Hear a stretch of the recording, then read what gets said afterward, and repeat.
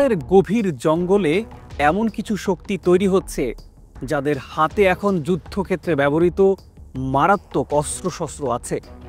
যেসব অস্ত্রের নাম শুনলেই চমকে ওঠে সেনাবাহিনীও। সাবমেশিন গান, নতুন ভার্সনের AK-47, এমনকি স্নাইপার রাইফেলের কথাও শোনা যাচ্ছে। পাহাড়ি নীরবতার আড়ালে চলছে এক ভয়ঙ্কর খেলা। খাগড়াছড়ি, বান্দরবান, রাঙামাটির সবুজ পাহাড় এখন কেবল পর্যটকদের জন্যই নয়, হয়ে উঠছে মারাত্মক অস্ত্রের গোপন ভাণ্ডার। এমন অস্ত্র যা যুদ্ধক্ষেত্রে সেনাবাহিনী ব্যবহার করে, এখন সেই অস্ত্র পাহাড়ের সশস্ত্র গোষ্ঠীর হাতে। প্রশ্ন হলো, এই অস্ত্রগুলো কিভাবে বাংলাদেশের ভেতরে ঢুকেছে, কারা এই চক্রের পেছনে আছে, আর আইনশৃঙ্খলা বাহিনী কি সত্যি এই চ্যালেঞ্জ সামলাতে পারবে?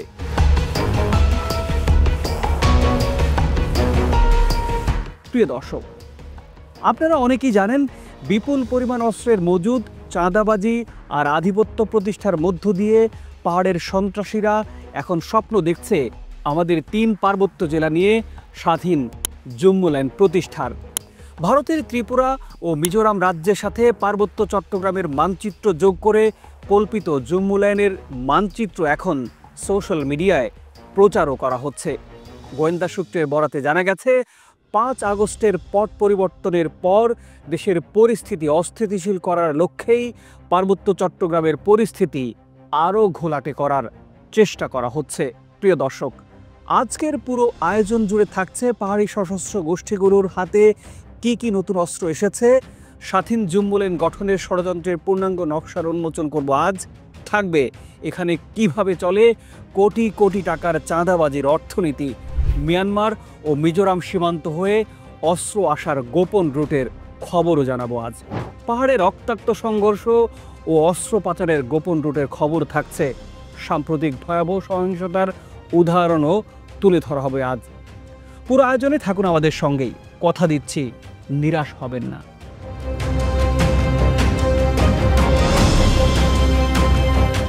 পার্বত্য চট্টগ্রামের 13,000 বর্গ কিলোমিটার এলাকা প্রাকৃতিক সৌন্দর্যের লীলাভূমি হলেও সহিংসতা এখানে দীর্ঘদিনের সঙ্গী।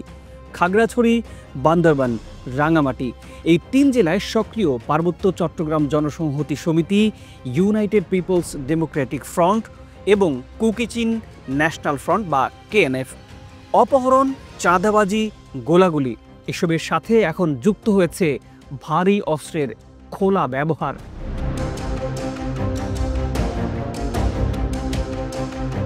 প্রিয় দর্শক, আপনার চোখ বন্ধ করে একটু কল্পনা করুন, এক পাহাড়ি ঘাঁটিতে সারি সারি সাজানো আছে AK-47, AK-56, AK-22, M16, Mark II rifle, M4 carbine, 40mm grenade launcher.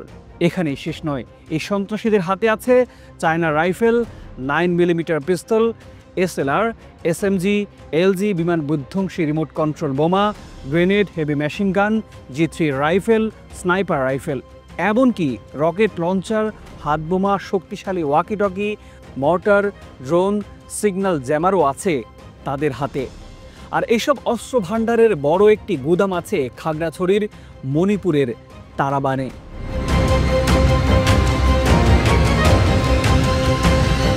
আইন শৃঙ্খলা বাহিনী ও গোয়েন্দাদের দাবি, এই অস্ত্র শক্তি শুধু টিকে থাকার জন্যই নয়, বরং একটি ভয়ঙ্কর লক্ষ্য আছে তাদের। 3 পার্বত্য জেলা মিলিয়ে ভারতের ত্রিপুরা আর মিজোরামের অংশ যুক্ত করে স্বাধীন জম্মুল্যান্ড গঠন করা এই বাহিনীর অন্যতম প্রধান উদ্দেশ্য।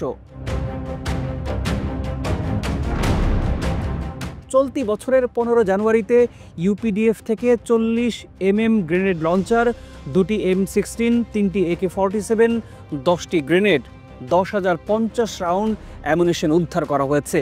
21 জানুয়ারিতে 9mm পিস্তল, নগদ টাকা আর ভারতীয় রুপিও উদ্ধার করা হয়। 12 ফেব্রুয়ারিতে JSS থেকে 5টি M4 carbine, 4,675 round ammunition. 23 March 6,200 round বিস্ফোরক, ডেটোনেটর, সেফটি ফিউজ উদ্ধার করা হয়েছে। 2024 সালের 24 নভেম্বর মিয়ানমারের সীমান্ত ঘেঁষে এলাকা থেকে উদ্ধার করা হয় .22 সাবমেশিন বা SMG। ধারণা করা হয় পাহাড়ি জনগোষ্ঠীগুলো এটি সংগ্রহ করে আরাকান আর্মির কাছ থেকে। অর্থাৎ মিয়ানমারের আরাকান আর্মির সাথে এই গোষ্ঠীগুলোর যোগসূত্র এখন একেবারেই স্পষ্ট। প্রিয় দর্শক, চলুন এবার জেনে আসি অস্ত্র আসার গোপন রুটগুলোর তথ্য। পাহাড়ের অস্থির মিয়ানমার সীমান্ত এবং ভারতের মিজোরাম এলাকা অস্ত্র পাচারের স্বর্গরাজ্য। বান্দরবনের নৃগোষ্ঠীর একটি অংশের হাত বদল হয়ে এসব অস্ত্র পৌঁছায় বিভিন্ন সশস্ত্র গোষ্ঠীর কাছে। থানচি বড়থলি রুট ব্যবহার করে আরাকান আর্মির কাছ থেকে বেশ কিছু অস্ত্র সংগ্রহ করা হয়েছে বলে জানা গেছে। শক্তিমান ব্র্যান্ডের ভারতীয় অস্ত্র আসে মিজোরাম হয়ে রাঙামাটি রুটে এবং মিজোরাম থানচি হয়ে যায় সশস্ত্র গোষ্ঠীগুলোর হাতে। গোয়েন্দা সূত্র অনুযায়ী অস্ত্র চালানের প্রধান রুটগুলো হচ্ছে ভারতের মিজোরাম হয়ে বিলাইছড়ি, বড়থলি এবং পরবর্তীতে অস্ত্রগুলো যায় সশস্ত্র গোষ্ঠীর হাতে।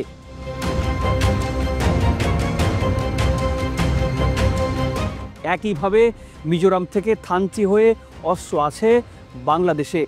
অন্য আরেকটি রুট হলো মিজোরাম এবং খাগড়াছড়ি সীমান্ত। এছাড়া মিয়ানমার হয়ে বাংলাদেশের লামায়ও ঢোকে অস্ত্রগুলো। আলীকদম হয়ে লামা এবং বান্দরবনে, পরে রাঙামাটি হয়ে অস্ত্র যায় সশস্ত্র সংগঠনগুলোর হাতে। এছাড়া মিয়ানমার থেকে ভারতের মিজোরাম হয়ে বাংলাদেশে ঢোকে অবৈধ অস্ত্র। এই রুটগুলো ব্যবহার করছে আন্তর্জাতিক দালাল চক্র এবং সাবেক গেরিলারা।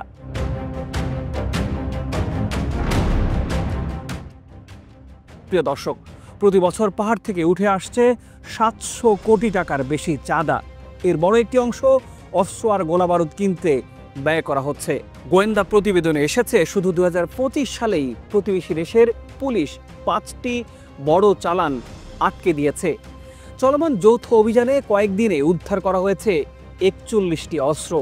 বান্দরবানের পুলিশ সুপার জানিয়েছেন, উদ্ধার হওয়া অস্ত্রের মধ্যে ছিল semi automatic rifle, semi automatic SMG এবং গ্রেনেড টাইপের সরঞ্জাম।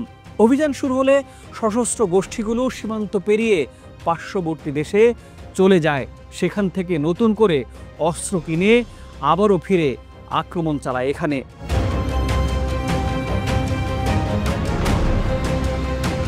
যদি এই প্রবণতা এখনই নিয়ন্ত্রণে না আনা যায়, আগামী কয়েক বছরে পাহাড় পরিণত হতে পারে দেশের সবচেয়ে অস্থির আর রক্তক্ষয়ী অঞ্চলে।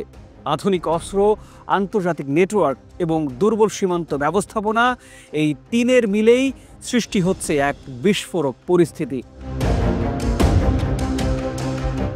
প্রিয় দর্শক, পাহাড়ে বাড়তে থাকা অস্ত্রের ছড়াছড়ি কেবল স্থানীয় জনগণের জন্য নয়, পুরো দেশের জন্যই একটা গভীর হুমকি। শক্তিশালী গোয়েন্দা তথ্য সংগ্রহ, সীমান্ত সুরক্ষা এবং আন্তর্জাতিক সহযোগিতা ছাড়া এই বিপদ ঠেকানো প্রায় অসম্ভব। প্রিয় দর্শক, আমরা জানতে চাই আপনার অভিমত। নিশ্চয়ই কমেন্ট করে আমাদের জানাবেন। আজ এ পর্যন্তই। ভালো থাকুন, সুস্থ থাকুন। দেখা হবে পরের ভিডিওতে।